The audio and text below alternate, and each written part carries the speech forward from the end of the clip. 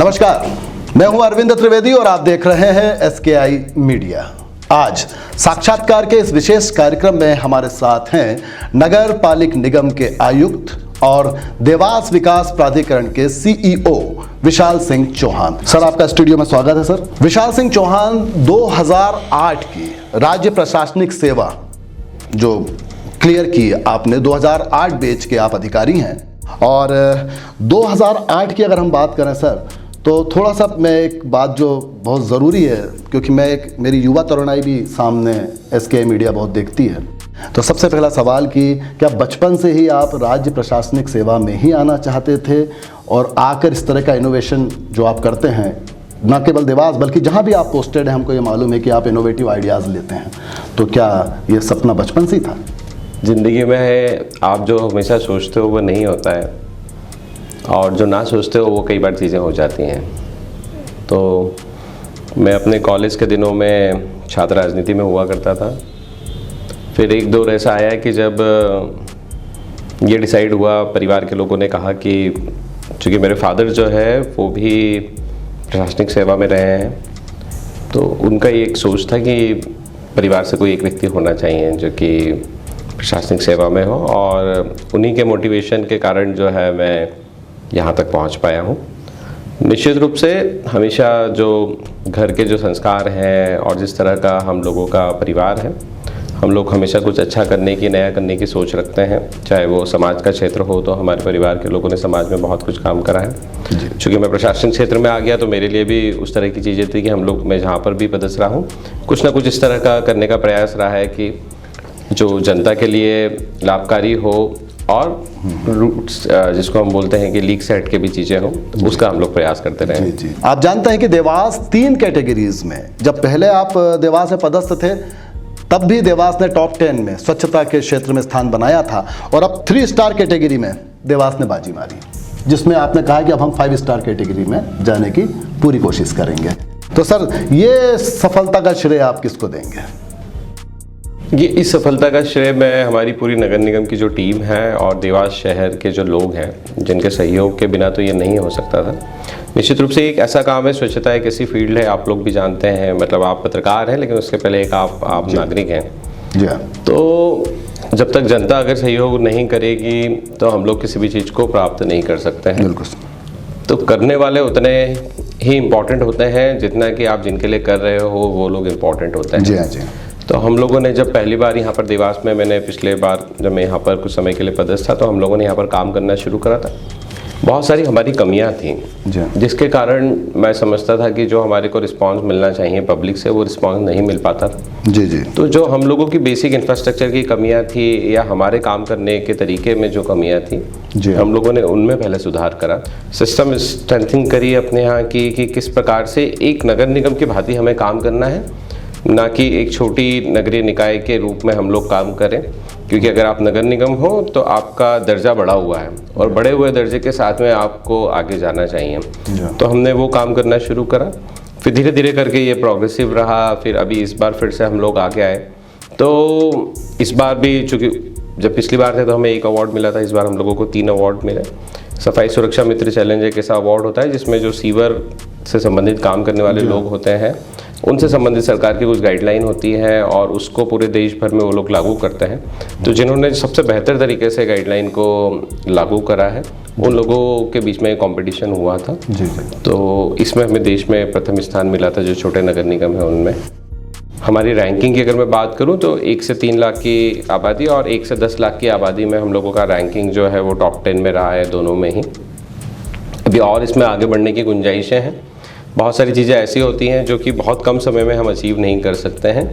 जैसे अगर मैं बात करूं कि जैसे कचरे की प्रोसेसिंग हुई, या आपके वार्डों में जो बेसिक इंफ्रास्ट्रक्चर है, फुटपाथ बनाना है, नालियाँ कवर होना चाहिए, प्लांटेशन होना चाहिए, गार्डन होना चाहिए, ब्यूटिफिकेशन होना चाहिए, इस तरह के कुछ ऐसे भी कंपोनेंट होते हैं जो आप 1 साल में नहीं कर पाते हो। इसके लिए आपको बहुत मेहनत लगती है, फिर संसाधन भी उतने चाहिए होते हैं कि हम इनको कैसे कर पाएँ। तो धीरे धीरे करके अब हम इसको बेहतर करने की स्थिति में लाए हैं कि हम लोग और आगे अपने शहर को ले जा सकें।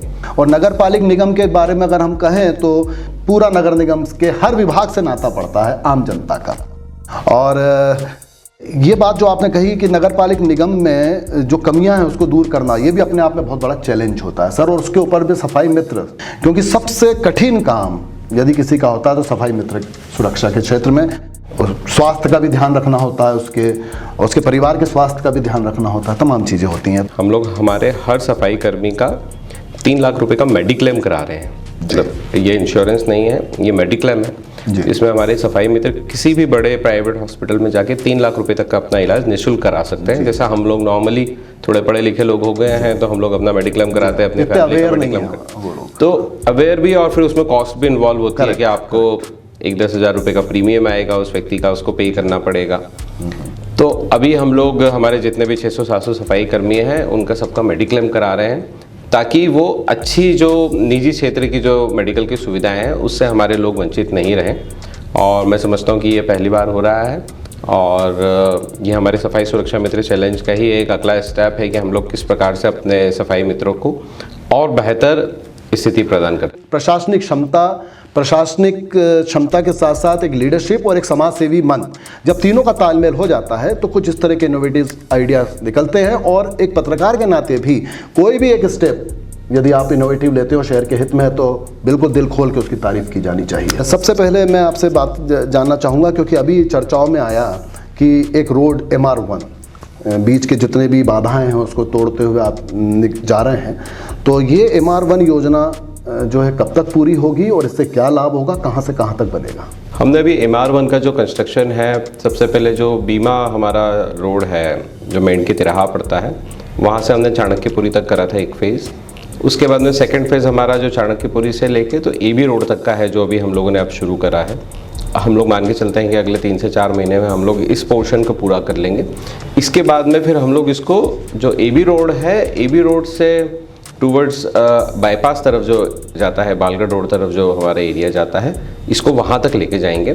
मैं ये मान के चलता हूँ कि जो शहर का अभी डेवलपमेंट हो रहा है, नई कॉलोनियाँ विकसित हो रही हैं, नए क्षेत्र का विकास हो रहा है, ये इस रोड के या तो इस तरफ हो रहा है, लेफ्ट साइड या राइट साइड हो रहा है। तो लोगों को कनेक्टिविटी की सुविधा मिलना बहुत ज़रूरी है। ये दोनों ही हितों में होती है। एक तो जो प्राइवेट कॉलोनाइजर्स हैं जो कॉलोनियों का निर्माण करते हैं, क्षेत्र का निर्माण करते हैं, उनको इसमें एक सहयोग मिलता है। साथ ही साथ आम जनता को जो जिसको बोलना चाहिए कि ट्रांसपोर्टेशन की जो सुविधा मिल पाती है, वो भी इसके कारण हम लोग उनको बेहतर उपलब्ध करा पाएंगे। MR1 की आपने बात कही सर। अब सेकंड जो काफ़ी चर्चाओं में है आपका super corridor plan, mini super corridor plan. Mini super corridor plan कितने का ये प्रोजेक्ट है, इसकी समय सीमा क्या है, ये दो तो आप बताएंगे, लेकिन क्या माने सबसे ज़्यादा फायदा देवास में किस वर्ग को होने जा रहा है उससे? तो देवास के मास्टर प्लान में लगभग हर क्षेत्र के लिए चीज़ें निर्धारित करी हुई हैं कि इतना आवासीय एरिया डेवलप होना चाहिए, इतना व्यावसायिक एरिया डेवलप होना चाहिए, इतना रोड कनेक्टिविटी डेवलप होना चाहिए, इतना ग्रीन एरिया होना चाहिए। मतलब सारे कंपोनेंट जो डेवलपमेंट के होते हैं वो सारे उल्लेखित। जी जी। और अगर आप उसका इम्प्लीमेंटेशन देखेंगे तो देवास के साथ में एक परेशानी जो हमेशा से, जो मैं देवास का मास्टर प्लान पढ़ता हूँ, तो हमारे यहाँ जो ट्रांसपोर्ट का जो एरिया है, मतलब जो सड़कों का जिस प्रकार से बड़ी सड़कों का MR रोड का जो निर्माण होना चाहिए था, वो नहीं हुआ है। बिल्कुल ठीक है। तो हमारी जो सबसे बड़ी कमी जब मास्टर प्लान में देखता हूँ तो यही दिखती है कि एक तो सड़कों के निर्माण में हमारे को बहुत फोकस करना चाहिए, क्योंकि मास्टर प्लान एक ऐसी चीज़ होती है कि पूरे शहर के लोगों से सलाह विचार विमर्श, विशेषज्ञ लोग इसमें अपना सब कुछ योगदान करते हैं और उसके बाद में मास्टर प्लान का निर्माण होता है। विकास योजना, इसलिए इसको कहा जाता है कि देवास विकास योजना। जी। तो विकास योजना को इम्प्लीमेंट करना बहुत इंपॉर्टेंट होता है, अदरवाइज मास्टर प्लान का कोई औचित्य नहीं रहेगा अगर हम मास्टर प्लान के अनुसार नहीं चलें। तो मास्टर प्लान का एक इम्पॉर्टेंट कंपोनेंट था जो कि था मिनी सुपर कॉरिडोर। अगर आप मास्टर प्लान को उठाएंगे, जो लोग जानते हैं इस बारे में वो लोग उसको पढ़ेंगे, तो इसमें मिनी सुपर कॉरिडोर इसमें था। तो जब हमारे देवास विकास प्राधिकरण के अध्यक्ष हमारे वर्तमान में कलेक्टर साहब हैं, तो हम लोग बैठे तो कलेक्टर साहब ने इसको लिया और उन्होंने कहा कि हम लोग इसको मिनी सुपर कॉरिडोर के रूप में डेवलप करेंगे। और फिर हम लोगों ने इसको टाउन डेवलपमेंट स्कीम के रूप में हमने इसको लिया और इसका प्लान तैयार करा। क्योंकि जो टाउन डेवलपमेंट स्कीम होती है, इसकी एक बहुत लंबी प्रक्रिया होती है, सरकार के पास प्रोजेक्ट सैंक्शन के लिए जाता है, फिर बहुत सारे दावे आपत्ति होती है, किसानों से बातचीत होती है। तब हम इसको ले पाते हैं। जी जी। तो ये लगभग 350 करोड़ रुपए का प्रोजेक्ट है। लगभग 5.5 किलोमीटर की सड़क का निर्माण होना है, करीब 45 मीटर चौड़ी सड़क है। साथ ही साथ सड़क से 150 मीटर दोनों तरफ हम लोग टाउन डेवलपमेंट स्कीम भी ला रहे हैं, जिसमें कि अगर मैं बात करूं कि जो मेन सुपर कॉरिडोर है उसके दोनों तरफ तो मिक्स लैंड यूज़ होगा। मिनी सुपर कॉरिडोर का लैंड यूज़ जो होता है उसमें इंडस्ट्रियल भी होता है, कमर्शियल भी होता है, एजुकेशनल भी होता है, शॉपिंग मॉल, हॉस्पिटल, मतलब mini super corridor land use जो है वो इसलिए बड़ा अच्छा माना जाता है कि फिक्स नहीं होता है कि यहाँ पे सिर्फ कमर्शियल होगा या रेसिडेंशियल होगा या फिर सिर्फ यही खुल सकता है। तो वो बहुत ही मिक्स टाइप का लैंड यूज़ है। आज की स्थिति में अगर मैं बात करूँ कि अगर कोई भी एक बड़ा प्रतिष्ठान किसी को अगर खोलना है जहाँ उसको 5000 स्क्वायर फीट का लैंड चाहिए, एबी रोड के अलावा इस शहर में और कोई जगह नहीं है जी जहाँ पर कि कोई व्यक्ति अपना नया प्रतिष्ठान खोल सके। किसी को अच्छा कॉलेज खोलना है, हो सकता है किसी को छोटा मॉल बनाना हो, तो हर आदमी ये सोचता है कि मेरे को एबी रोड पे जगह मिल जाए। हाँ, नेचुरली वो कनेक्टिविटी और डेवलप्ड एरिया भी वही है, बिकॉज की कनेक्टिविटी है, रोड्स बनी हुई है, ऑलरेडी सब कुछ है। अब इसके अलावा शहर में और कोई ऐसा एरिया नहीं है जहाँ पर अगर मैं बोलूँ कि आज से 10 साल बाद हम लोग डेवलपमेंट को कहाँ लेके जाएंगे। जी। आज आप देख रहे हो कि एबी रोड हमारा विकास नगर चौराहे तक ही है, सैचुरेशन, उसके बाद में तो इंडस्ट्रियल एरिया शुरू हो जाता है। तो अगर मैं बात करूँ कि आज से 10 साल बाद अगर आप एक आम नागरिक के रूप में सोचते हो कि मुझे किसी मेन रोड के किनारे पर कोई जगह मिल जाए जहाँ पर मैं अपना कोई भी एक बिजनेस पॉइंट डेवलप कर सकूँ, वो कुछ भी हो सकता है, तो कहाँ जाओगे जी। या तो शहर का विकास रुक जाएगा, लोग यहाँ पे इन्वेस्ट करने के बजाय बाहर इन्वेस्ट करने लगेंगे। तो आज हम लोग ये प्लान इसलिए लेके आए हैं क्योंकि विकास योजना में इस चीज़ को पहले से सोचा गया कि भाई आज के बाद में क्या एक्टिविटी होंगी, किस प्रकार से और मार्केट डेवलप होगा, लोगों को संभावनाएं कहाँ पर देखनी पड़ेंगी। तो जो मास्टर प्लान में पहले से प्रावधानित था तो हम लोगों ने इसको लिया। और चूंकि ये जो हमारा एबी रोड है उससे भी चौड़ा रोड होने वाला है आने वाले समय में, और ये इंदौर रोड को भी कनेक्ट करेगा और ये उज्जैन रोड को भी कनेक्ट करेगा, तो दोनों तरफ की कनेक्टिविटी भी बनी रोड से सर ये रसूलपुर के पास से ये जो टाटा चौराहा जो है, जी जी, टाटा चौराहे पर जुड़ेगा। जी जी। और उज्जैन रोड पर इंदौर से आने वाले टाटा चौराहे होते हुए उज्जैन जा सकते हैं, मिनी सुपर कॉरिडोर होते हुए उज्जैन निकल जाए, उज्जैन जा सकते हैं। और उज्जैन रोड पे जहाँ पर हमारा बाईपास का जो जंक्शन बनता है उसके थोड़ा सा पहले की साइड में ये है। जी हाँ, उसके पहले वहाँ पर जाकर ये जुड़ेगा। सामयिक सीमा क्या है सर इसकी बनने की? हाँ, इसको बनने में मुझे लगता है कि आने वाले 2 साल लगेंगे। जब इसका निर्माण अब शुरू हो जाएगा तो जी हाँ जी। तो लगभग 2 साल का समय इसको बनाने में हम लोगों को लगेगा। कितना प्रोजेक्ट का कुल खर्च कितना है सर, इसका मतलब कितने का प्रोजेक्ट बना है सर? ये प्रोजेक्ट करीब हमारा 350 करोड़ रुपए से ऊपर का प्रोजेक्ट। ये कहाँ से पैसा आप लोगों को उपलब्ध होगा? देखिए, अब इसकी सबसे अच्छी बात यह है कि इसमें सरकार हमारे को कोई पैसा नहीं दे रही है। जी, ये महत्वपूर्ण बात है। अब इसकी खासियत यही थी क्योंकि अभी वर्तमान में जिस प्रकार की स्थितियां चल रही हैं तो बहुत सारे प्रोजेक्ट्स की फंडिंग अभी कोरोना के कारण और ये सारी चीज़ें रुकी हुई हैं, तो हम लोगों ने इसलिए इसको टाउन डेवलपमेंट स्कीम में लिया, जिसमें हम लोग वहीं पर लोगों से, किसानों से समझौते करेंगे। अच्छा। किसानों को ज़मीनें देंगे जी। कुछ हिस्सा ज़मीन का विकास प्राधिकरण अपने पास रखेगा जी। कुछ ज़मीन को बेच के जो है विकास प्राधिकरण इस प्रोजेक्ट का निर्माण करेगा। ये कहाँ तक पहुंची प्रोसेस सर, आपने शुरू तो करा? ये अभी हम लोगों का इसका मैप सैंक्शन हो गया है। मैप सैंक्शन, किसानों से बात हुई? किसानों से बातचीत शुरू हो गई है। किसानों के अनुबंध के लिए हमारे पास में किसान आ गए हैं। इसमें से विरोध के स्वर भी उठ रहे होंगे? बहुत ही कम। मैं समझता हूँ कि किसान भी ये समझ चुके हैं कि देवास का जो विकास है आने वाले समय में, देखिए किसानों के लिए 2 चीज़ें इंपॉर्टेंट होती है। एक तो प्रोजेक्ट ऐसा हो जो उनकी लैंड की वैल्यू बढ़ाता। ठीक, हमेशा ऐसा नहीं है कि आपने उनकी पूरी लैंड ले ली, उनको सिर्फ आज के कलेक्टर रेट के हिसाब से उनको पैसा दे दिया। जी। किसानों के लिए इंपॉर्टेंट होता है कि अगर प्रोजेक्ट आता है तो उनकी लैंड वैल्यू को इंक्रीज करे। तो आप सोचिए कि अगर एक खाली एरिया आज सिर्फ किसानी होती है वहाँ पर अगर 45 मीटर चौड़ा रोड बन जाता है तो वहाँ पर लैंड की वैल्यू क्या होने वाली है। बिल्कुल। और चूंकि इसमें हम लोग पूरी लैंड नहीं यूटिलाइज करते हैं, हम लोग 50% लैंड जो है किसान को फिर से मिल जाती है प्लॉट बना के, और वो उस लैंड को फिर जो भी यूज़ करना चाहे उसको यूज़ कर सकता है। निश्चित रूप से वो भी बाद में किसी बिजनेस करने वालों को सेल करेगा या खुद अपना कुछ बिजनेस स्टैब्लिश कर लेंगे। तो इस प्रकार से किसी कॉलोनाइजर को वो सेल कर सकता है अपने प्लॉट, सो दैट कि वो आगे उस पर कार्रवाई हो सके।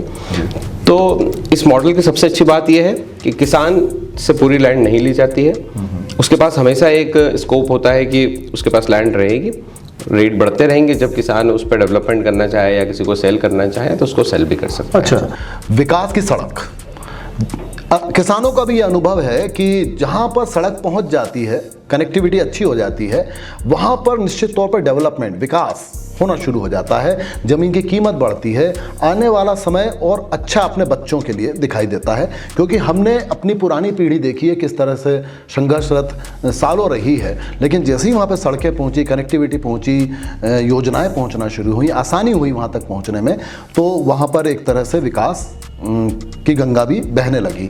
और यही मिनी सुपर कॉरिडोर का एक आइडिया है जिसके चलते देवास में इसको इम्प्लीमेंट किया जा रहा है। सब्सक्राइब कीजिए चैनल को, लाइक कीजिए, बेल आइकॉन दबाइए, तो सब करिए, लेकिन कमेंट्स भी लिख दीजिए, क्योंकि आप सीधा संवाद एक तरह से आपके माध्यम से हम कर रहे हैं और हमारे माध्यम से आप भी संवाद कर रहे हैं इस SKI मीडिया के माध्यम से। बहुत बहुत धन्यवाद सर।